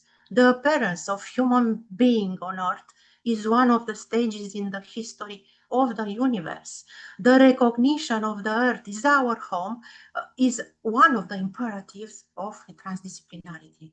Every human being is entitled to a nationality, we know, but as an inhabitant of the Earth is also a transnational being. The acknowledgement by international law of this dual belonging to a nation and to the Earth is one of the goals of transdisciplinary research.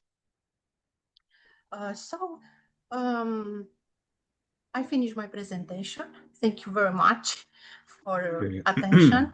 Hopefully this was inspiring, and I will remain at my opinion that I have a lot of work to do here in the international law area. Thank you. Thank you, because I think that's absolutely right. The legal profession will be at the forefront of regulating AI. There's no question about it. And it's definitely struggling, because, how many legal professionals have the detailed understanding of what AI does and how it's done and what its possibilities and its risks are outside the tech sector itself. So without transdisciplinarity, without people who can bridge that boundary, that gap, it's impossible. Like you said, it starts with definitions. You can't think of, sanctions or penalties for offenses that you don't understand. You have to first define what can be expected of an AI company. An AI provider. What are the expectations? What does it mean to trust them? And what is a breach of that trust? Or what are the rights of consumers? Exactly. We are nowhere near defining all those issues, and there are many, it's detailed. One thing I found particularly interesting is what you said about cyber time. You know about cyberspace, but cyber time is very, very interesting because the speed with which things happen the decisions, the processes in AI, it's incredible and very hard to reconstruct. Do we even have, I mean, do AIs wear a body camera? Do they keep a record of their own processes? It'd be difficult because they're so complex, you know. How long are those records kept? Can we reconstruct where things went wrong? It's very difficult, I suppose. I don't know. I don't have the technical knowledge, but are there cases? Are you aware of cases where that kind of reconstruction was done? Was it possible? Sorry, the last part I didn't hear very well. Do you know of any cases where something went wrong and the decisions by an AI had to be reconstructed to see where it went wrong? Is that actually possible? Yes, of course. Even at the level of global tribunals, let's say like this, we have just a few cases, specific cases, or well-known cases, let's say like this, about some biases or artificial intelligence problem causing by their action.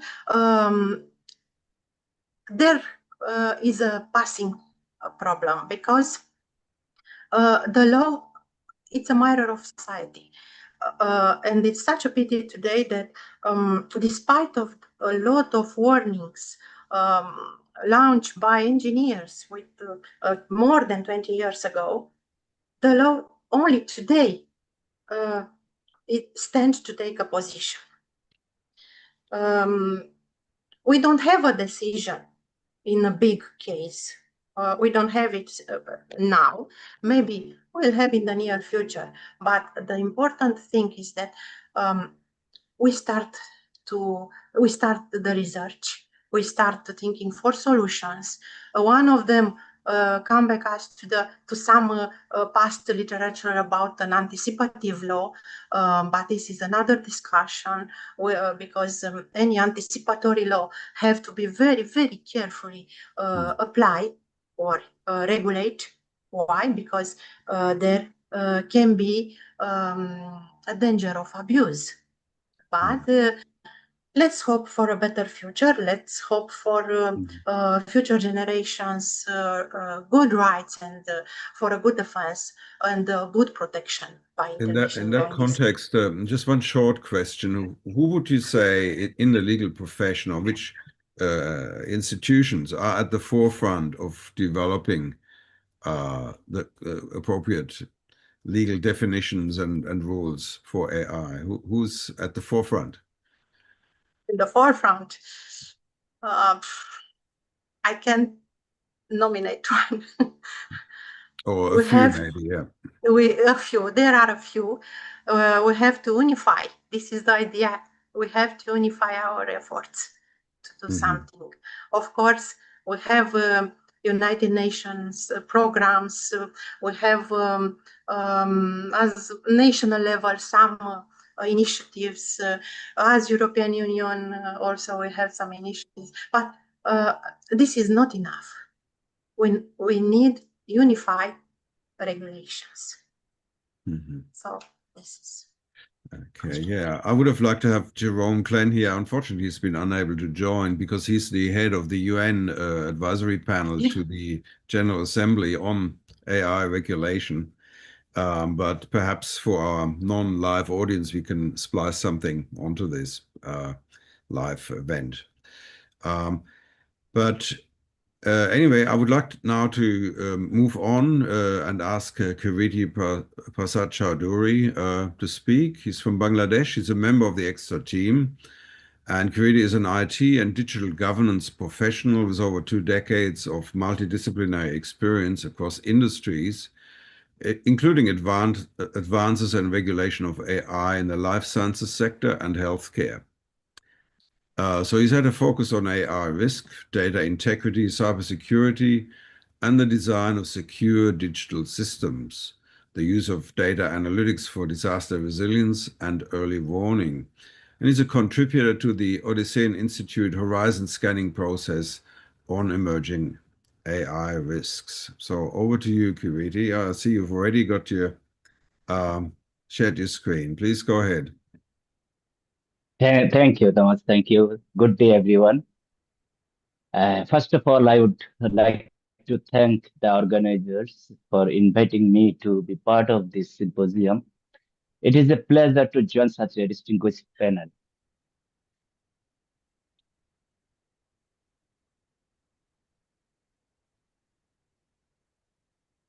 Let me begin with a simple observation. Every major technological transformation eventually changes society, not just technology. And I believe AI is taking us into another such transformation.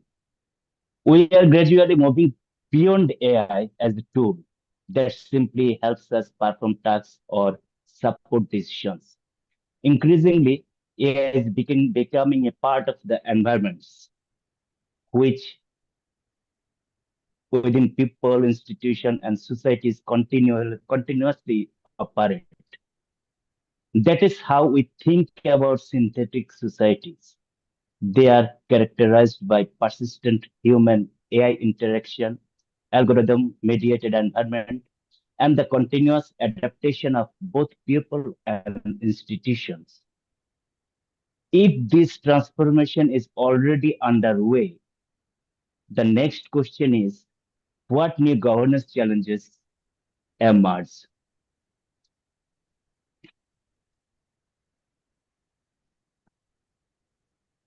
Rather than viewing this as isolated AI risks, I see them interconnected governance challenges. Some concerns people, for example, preserving human agency and critical judgment. Other concerns institutions, such as accountability, transparency, and trust. Beyond that, we begin to see challenges of systematic fragility where interconnected AI ecosystem create new form of dependencies. Finally, AI also raises broader questions of security and geopolitical stability. Today, rather than discussing all of this, I would like to focus on two examples that illustrate these broader changes.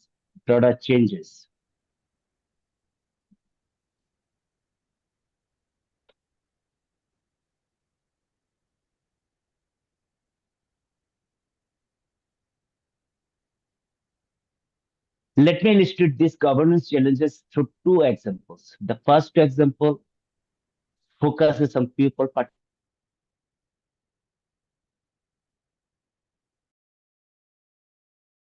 particularly children. The second focuses on parents. This may seem like completely different topics.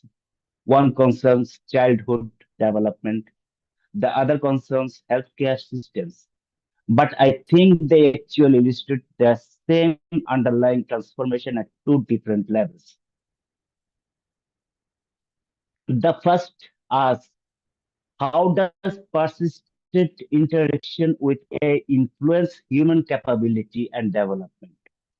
The second asks, what happens when institutions become increasingly dependent on interconnected AI ecosystem? Together, these two examples illustrate how human vulnerability and systematic fragility gradually become interconnected within systematic societies.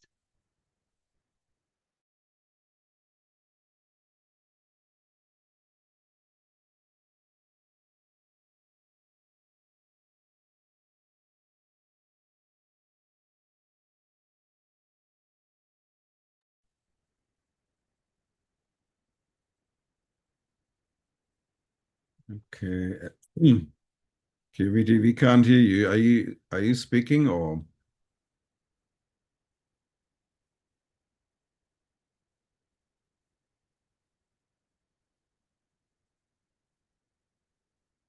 Okay. Can you hear us? You're muted, Kiriti.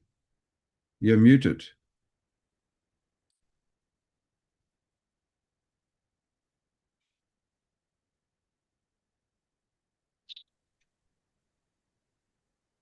Okay, that's better now. If you speak, could you please speak so we can see whether it's working? Okay. And anyway, I was actually disconnected. Have you heard my the earlier slides, Thomas? Yes, we can see you and we can hear you. Yeah. The just I'm starting the begin with the childhood interaction. When we think about AI today, we often think of it as a tool that answers questions or performs tasks. But for today's children, AI may become something quite different.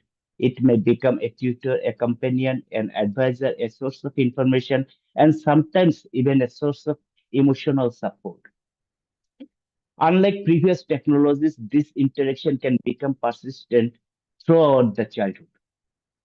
We still do not fully understand the long-term implications of growing up.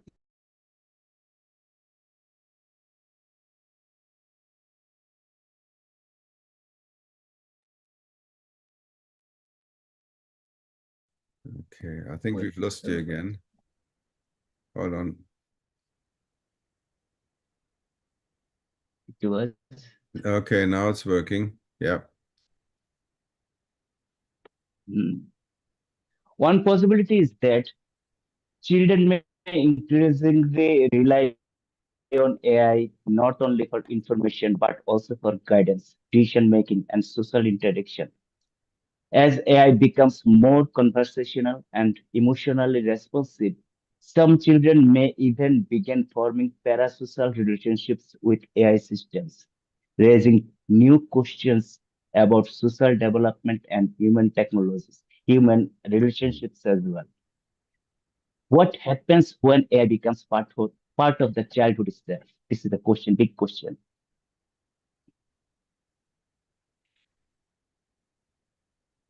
Now, my next point is regarding the healthcare.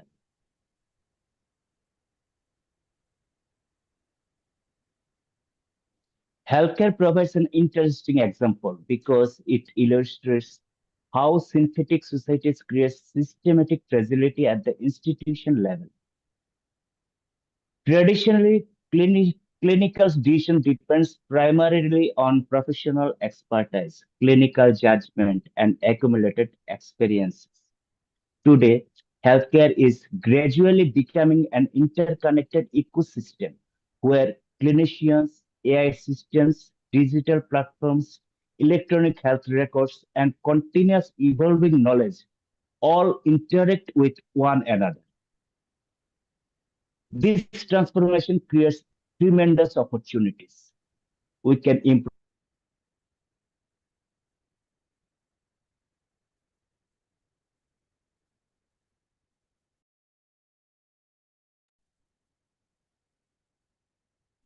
Okay, Kiriti, we can't hear you. Hold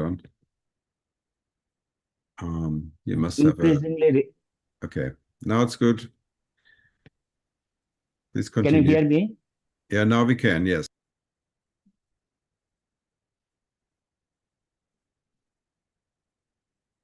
What I'm saying that AI systems is becoming more capable. Professionals may increasingly relying on algorithmic recommendations. Over time, this may contribute to the gradual erosion of tacit knowledge, the practical judgment, and intuition that clinicians develop through years of experience. At the same time, medical research is also evolving, and different AI systems also continue to evolve it independently. Their interaction introduces distributed uncertainty across the healthcare ecosystem. The challenge, therefore, is no longer simply validating an individual AI model. It is understanding how an interconnected ecosystem behaves as a whole while preserving both human expertise and institutional resilience. Although these examples come from different domains, I think they reveal a common pattern.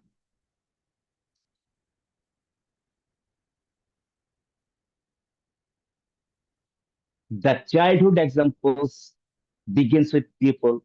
The healthcare examples begins with institutions. But both point towards the same underlying transformation.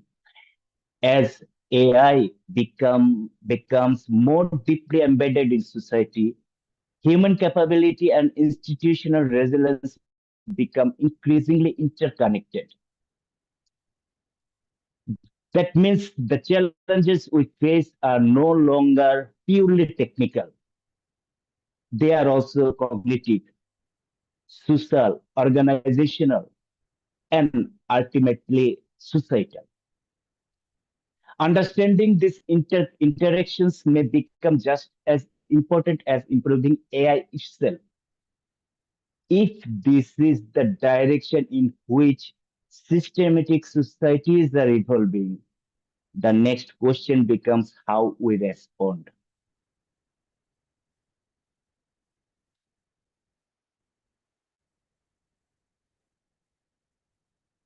First, we need to preserve human agency. AI should continue to support human judgment and critical thinking rather than gradually replacing them. Second, we need to stronger institutional accountability.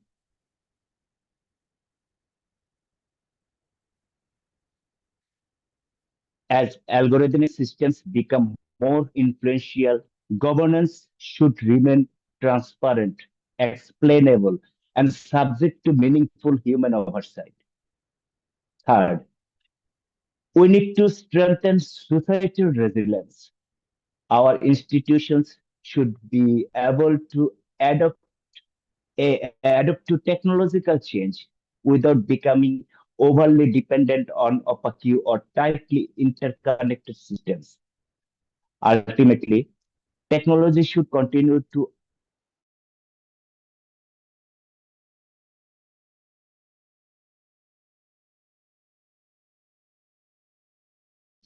brings me my final thought.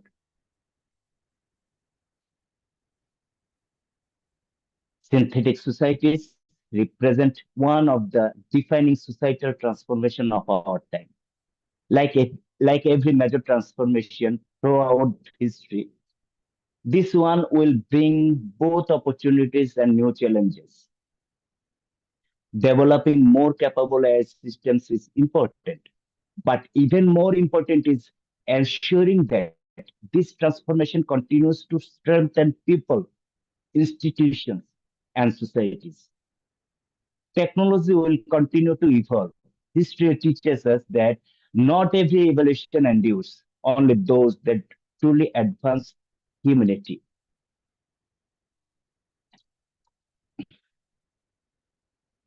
Uh, this is my final slide actually. No single discipline, institution, or nation can address these challenges alone. Building human-centered synthetic societies is a shared responsibility. Let us ensure that this transformation advances humanity. I hope these ideas contribute to our broader discussion in our today's session, and I look forward to learning from the perspective of my fellow panelists regarding this issue. Thank you. Thank you very much, Kiriti. We had some problems with the sound, but I think your slides speak for themselves largely, and you put some very interesting examples forward. There's a lot of concern now in society about how exposure to AI or the use of AI tools will affect learning, children's cognitive development, and of course also institutions. And your two examples really show that. But I wanted to ask you, how optimistic or pessimistic are you there? Because I think human beings tend to reallocate their cognitive resources when they have new tools. So, for example, when we all became accustomed to using the internet, we employ our intelligence differently in new ways that assume the availability of all this knowledge at our fingertips, which only a few decades ago didn't exist. But we've adapted to it. And I wonder, do you think we will adapt and find new uses for our own intelligence in the new spaces that open up? Actually, there is two different issues. One is the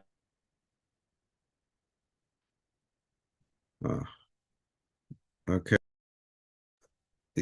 You've chopped out again, Kiviti, I'm afraid. Yeah, you have a weak connection.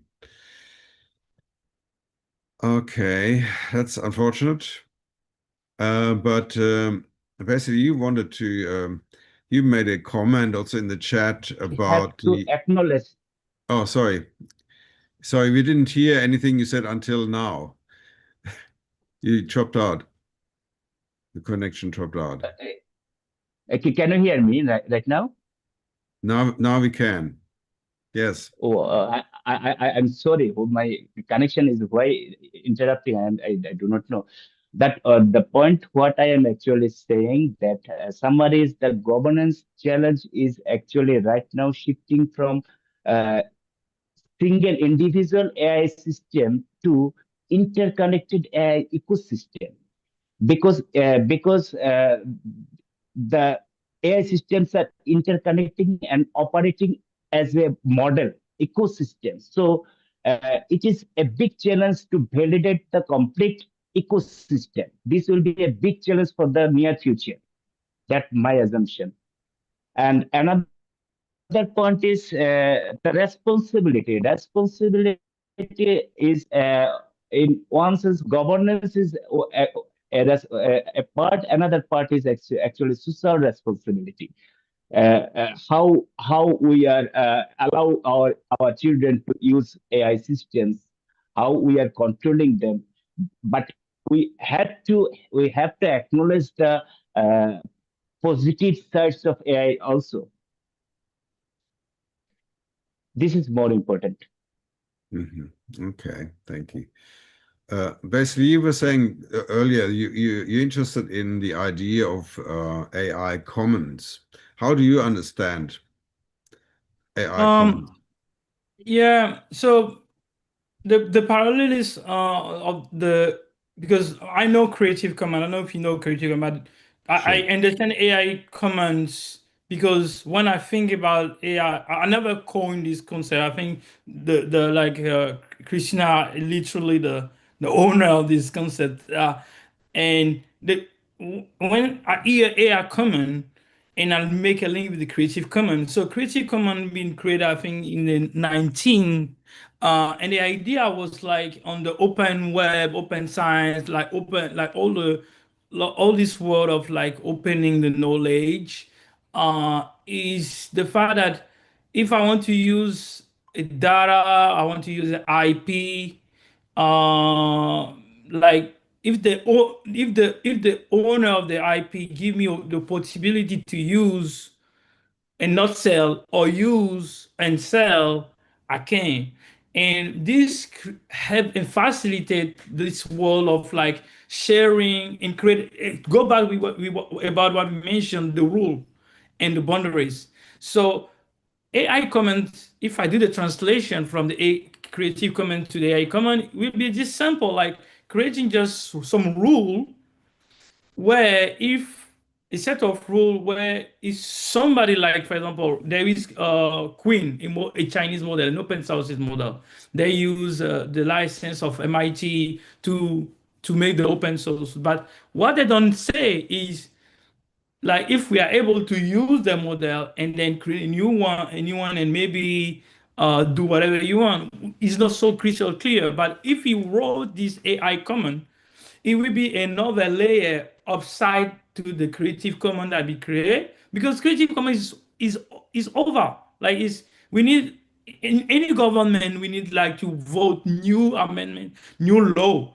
And I think this is a great idea that Christina coined, and we need maybe that to think after this consortium, after this conference, how to maybe write an article about that, how to write a book about that, and how to like create this framework and give that for free and help people to use that. And I think we have all the capability because the World Academy have a lot of scientists, the CIRED, us with the Mozilla. I know the some people in Mozilla will not mention them, but I can create this connection, for example, for myself to connect Mozilla and what you do and what we do at Scotland and make that real, not just like speculate about that, but make it real because this is a great idea. Thanks again, Christina, for that. I love Certainly this something we can look into.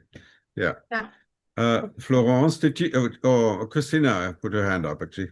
Yeah, Okay. thank you very much. Just to reply to Basely, thank you very much. You take away exactly the key of my presentation. It's so important, and I would like to say it's so important to not only from the perspective of international law, it's so important to establish a concept of commons. But these commons, in the sense of international law, cannot be mechanically extended to artificial intelligence as a whole, but we need it. We feel that we need it.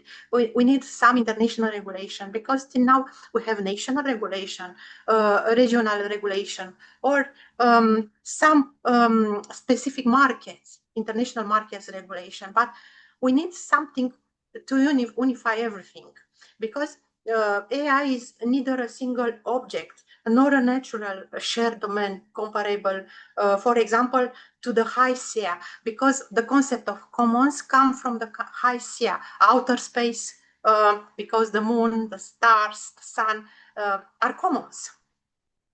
Or the same concept comes for, it's just a comparison from the deep seabed. So we have some components we have to put together an ensemble and let's test how they can functioning, because we really have to work on it. Another and just an example of a deviation in the final, and I will stop here. I observed that many international legal and policy instruments increasingly, because you, dear Professor Thomas Reuter, talk about user and consumer earlier, right, a few minutes earlier. And many legal and policy instruments distinguish the notion of the user from that of the consumer. But a conceptual deviation has emerged whereby, for example, at the level of European Union and in Digital Services Act and in Digital Market Acts, and this deviation whereby references are made to the fundamental rights of users. Or the category of users may include software agents, software robots. Yeah, what kind of fundamental rights they have? This is a mistake. I propose to change these regulations because this is a deviation. Users can mean automated systems, whereas fundamental rights as a matter of international human rights law belong primarily to human beings, yeah, not to robots. This is just one example. Thank you for giving me the floor. It's true that we also need to think about the rights of AI, and certainly if we reach that point where we have artificial superintelligence, as some people call it, we'll have to consider that, because it's a fundamental rule of relationships that others will treat you the way you treat them, and so we must consider that and take a balanced approach. Yeah, in other words, we can't expect AI to behave well if we don't, if we don't reciprocate. It's always a kind of an understanding. So I think that will likely happen, and certainly, you know, when we look at some of the developments with agentic AI, it seems not very far away, frankly. I don't think it's very far away. Yeah. And yeah, so how will we operate in a world that is populated by agents that have, you know, perhaps superior intelligence to ourselves? And what really I find really fascinating is that it's actually AI that's revealing that we already have been for millennia living and millions of years living with other highly intelligent species. And I'm referring here to the research findings on animal language, and I say language because AI has recently discovered that certain whale sounds actually have a two-tier structure like human languages. In other words, sentences and words. So AI is actually revealing that we've already been surrounded by other intelligent beings, and which we have chosen to ignore. But anyway, I wanted to ask Florent to say a few closing words, because we now have been going for more than 2 hours, and I think it's time to close. Florent, I give you the opportunity to say some final words. Yes, thank you very much, Thomas, for the conducting of this webinar with your presentation of every speakers, with interesting questions you addressed to each of them after their interventions. From my side, I don't have so much to add of what have been shared already and questioned. I think we addressed fundamental issues for the future of humanity on our planet, because we don't have a B planet, and no one is able to live on Mars or I don't know where else. So this is pure phantasmagory, and all what we have to do now is our best to cooperate wherever we are. And we are here a panel of incredible people from different countries, different continents, and we are all interested in a common issue.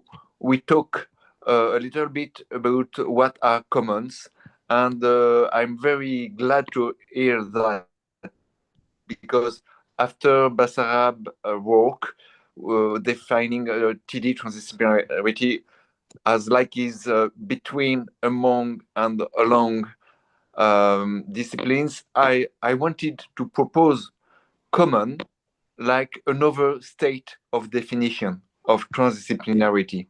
And if digitalization offers us the opportunity to think about this opening to go further and make transdisciplinarity more useful for everyone, I think it's a good way we can continue to explore from our different specialities, but without forgetting we are all working for a better future for all the species. And as you say, not only human species, but animal species, plant species, and of course, what Edgar Morin could have called Gaia. This means the sense of the planet itself. So that's my final words. Thank you, Thomas. I give you back the floor to finalize our meeting of today. Thank you. Thank you, everyone. I think we should close here, but thank you for your participation. It's been an interesting discussion, though a lot more could be said.